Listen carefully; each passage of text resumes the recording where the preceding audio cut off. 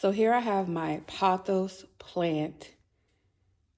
I'm a new plant mom. I'm not a green thumb master gardener, so I'm learning as I go. But this is my pothos. I named her Tasha.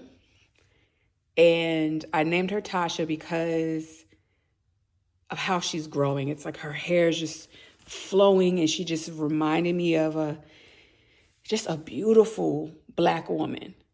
Beautiful flowy hair, beautiful crown, right? And so her name is Tasha. She has a little brown here, and I know that is because at one point I had her in a different pot. There wasn't enough aeration. So when I was watering her, the soil was just sitting. It was wet. It was too wet, and there wasn't enough drainage in the pot. So and it also grew mold on the soil, which no longer exists because I repotted her with a pot that has a hole at the bottom. I also added stones here, so it helps for the air to filtrate through her, and also helps with the drainage. So she's growing beautifully. Like this part, she's really showing out. She's sticking out. But there are some little spots that are brown, and I know, like I said, I know that is because previously she was basically sitting in a pot of water that was too wet. But I have since repotted her. Also, I found these little things at Dollar Tree. That's genius. It's a little sticky thing, but it catches all of these bugs, all of these they look like little gnats. But if you have any plants, and I'm going to clean that off, no worries. See, it comes right up. If you have just be aware of that. If you have plants and you have them sitting up on a ledge like that, because of the moisture, naturally, there's going to be some staining. So that just lets me know that what I need to do is I need to get some sort of cloth, some sort of towel, and I need to put it underneath my flower pots. But I will clean that up, and I will put something underneath that, and I will come back and show you all that. But she's pretty moist. The thing about the pothos, from what I understand, they require frequent watering. They require very little sunlight. They require like indirect sunlight. So what I do every day when the sun is shining, I open the blind here and I just let the sun come in and beam on her. But she does not require direct sunlight. Her soil is pretty moist. Like I said, I'm going to move her back. There is no mold on her. Let's see. There's no mold. That's a good thing. That means that she is filtered pretty well. But what I am going to do is I'm going to go ahead and water her a little bit so that I don't have to worry about it for maybe another 3 or 4 days. So I'm going to go ahead and water her. Just have a little water here, just a little bit. Ooh, making a mess, but it's okay. Okay, I just went and got a towel. I'm going to go ahead and just kind of wipe her up. I'm not going to worry about this because look at that. It comes right up. But I am going to put some sort of barrier here to protect the integrity of my fireplace. But she just requires very little water and minimal sunlight. And she's just growing so beautifully. I just love the way she hangs, right? So over here, this is Morocco. This is a snake plant. I've had this plant for about 2 years now. About 2 years. And she's just, look at her. This is a girl too. All of my plants are girls except for one. She's just doing her thing. Now, the thing about snake plants, the thing that I love the most about snake plants is that they're very low maintenance. They prefer to be they don't require direct sunlight, very much like pothos. But snake plants are the type of plants that you kind of you can forget about them a little bit. They thrive best when you just leave them alone. They thrive best when you just give them what they need and you just let them be. I mean, look at that. Look, this is growing. There's another leaf here that's growing. This leaf is incredible. She's so strong. Her soil, you can always test your soil. You stick your finger in your soil, and if that comes up, you know that the soil is pretty moist. She doesn't require any watering right now. Like I said, snake plants require very little watering. They don't require much. They don't require very much sunlight as well. So you can just keep them in an area. I keep her up here on my mantle because she's so beautiful. How can I not show her off? Let me see if there's not much mess underneath there because she requires very little water, but she's just, look at her. This is the Morocco. I named her Morocco because she's a snake plant. Snake plants prefer dry. And I just wanted something that just represented strong and just desert-like, right? Dry, desert-like. But let's see, what's that? What is that?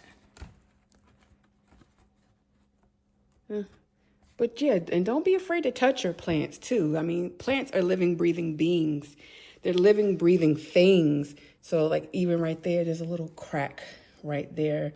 Like I said, I'm not an expert at gardening, nor am I an expert at having plants. I'm very new to this. Like I said, I've had her for about 2 years, but she's thriving because I leave her alone. I water her maybe once every couple of weeks. And she's best when I just leave her be. I just let her do her thing. I have the same little sticker here that catches the little gnats. As you can see, it does its job. It catches all those little gnats. But I'm going to show you my plants on the outside. Okay, so this is Rio here. This is a fiddle leaf fig plant. I've had her for about, I'm going to say 6 months. She's grown tremendously since then. She prefers direct sunlight, so I keep her outside. When it gets really cold, I'm probably going to bring her on the inside so that she's more in a warm area because she prefers warmer weather, and she prefers warm, but she likes sunlight. So I kind of keep her in a place outside where she's able to get that sunlight. She likes frequent watering, so I'm going to go ahead and water her. And literally just enough water to cover. You see how she just sucked that right up? So she's another one. As long as you keep her watered, keep her in direct sunlight, and leave her alone, she's good. This is my last plant.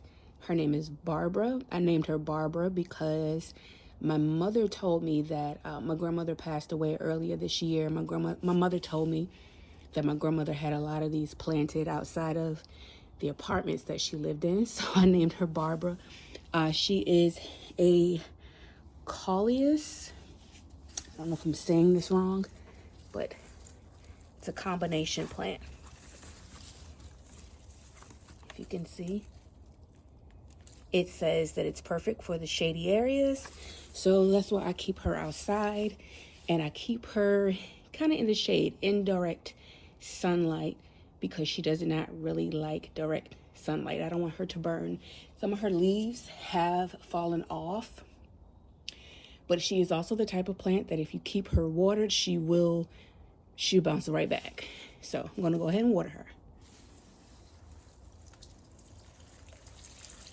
And it doesn't matter if you get water, it's just water, y'all. It's okay. So, yep. So we're gonna check back on her in a couple of days. I probably won't water her for another 2 to 3 days, but we're gonna check back with her to see her progress. This is my last little plant. She's just a little snippet that broke off from Tasha, my pothos.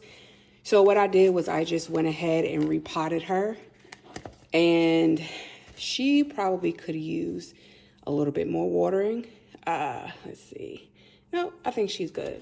But she's just a little piece that broke off, and what I didn't want to throw her away, so I just put her in some more soil, and we're going to see how she grows and what she grows up to be. So, yes, those are my plants.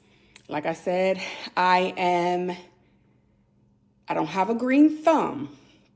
I'm not a master gardener, but I love plants. So I made sure I got plants that were easy to maintain, and I got plants that pretty much flourish on their own just as long as you give them what they need. And that's truly a word that as long as you have what you need, you will flourish.